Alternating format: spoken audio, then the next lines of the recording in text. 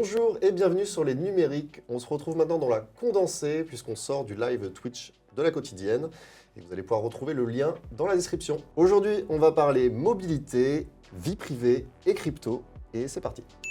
La grosse actu du jour, c'est le départ de Stéphane Richard de la tête de Orange. Il était aux manettes de l'opérateur depuis une dizaine d'années et Stéphane Richard, qui auparavant avait été directeur de cabinet du ministère de l'économie de Christine Lagarde en 2008, a été condamné à 50 000 € d'amende et à 1 an de prison avec sursis dans l'affaire Tapi.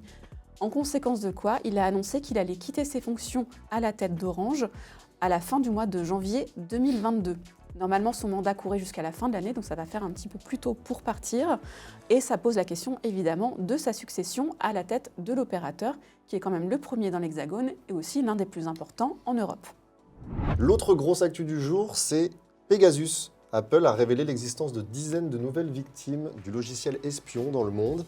Et parmi elles, on retrouve de la Thaïlande au Salvador, en passant par l'Arménie, il y a des journalistes, des artistes, des militants, des politiques, ciblés par le logiciel espion d'NSO Group. En conséquence de quoi, Apple a commencé à alerter les victimes présumées du logiciel en leur envoyant des emails. On rappelle que Apple a porté plainte contre NSO Group pour ses activités autour du logiciel espion Pegasus. Alors au rayon des produits, on a OnePlus dont un brevet vient d'être dévoilé par Let's Go Digital et qui nous montre un futur smartphone qui serait possiblement doté de 2 charnières, ce qui en ferait un smartphone pliant en 3. Alors c'est pas tout à fait une nouveauté sur le marché, on a déjà vu le même type de brevet déposé notamment chez Xiaomi. Ça permettrait d'avoir des smartphones très larges qui permettraient notamment de regarder des vidéos en plein écran avec une belle diagonale d'affichage. Pas sûr que l'appareil en question sorte un jour sur le marché, mais en tout cas, ça nous donne l'information que OnePlus travaille largement là-dessus. Et après la publication d'une fiche technique présumée d'un OnePlus 10 Pro pas exceptionnellement original, on attend tout de même que OnePlus se lance sur ce marché très porteur, où Samsung fait figure bien sûr de pionnier, où il fait d'ailleurs un petit peu cavalier seul, et où plein de marques devraient le rejoindre d'ici l'année prochaine. Voilà, la 5G, ça fait déjà 1 an. Et après 1 an, c'est l'heure du bilan. L'ARCEP a publié un observatoire des déploiements 5G, des débits 5G, dans lequel Free apparaît un petit peu comme le mauvais élève. En tout cas, il fait moins bien que ce à quoi on est en droit de s'attendre. Sauf que Free, pour se défendre, a expliqué que en fait, ce n'était pas la faute de ces débits, c'était la faute de la méthode de calcul de l'ARCEP.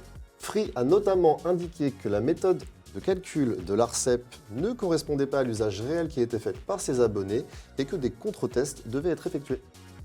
Cette année, pour le dictionnaire Collins au Royaume-Uni, c'est les NFT, les Non-Fungible Tokens, c'est-à-dire ces certificats d'authenticité numérique qui permettent d'authentifier donc des œuvres virtuelles ou des objets virtuels. On a par exemple le premier tweet du fondateur de Twitter, on va avoir des œuvres d'art, on peut avoir des sites internet, plein de choses sur internet qui sont donc vendues sous la forme de NFT qui permettent de déterminer leur valeur et leur réalité.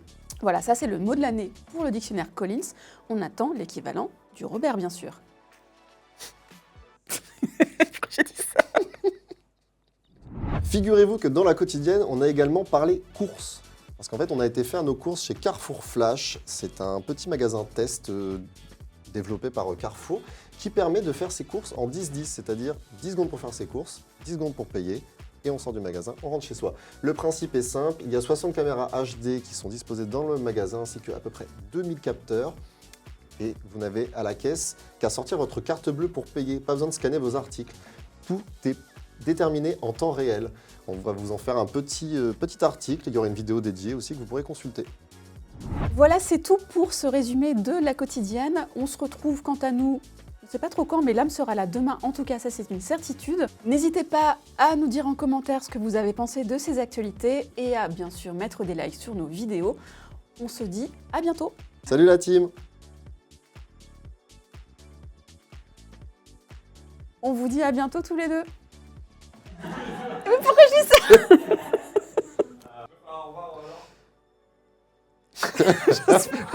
On est en train de se faire troller Max là. C'est dérangé. Ok.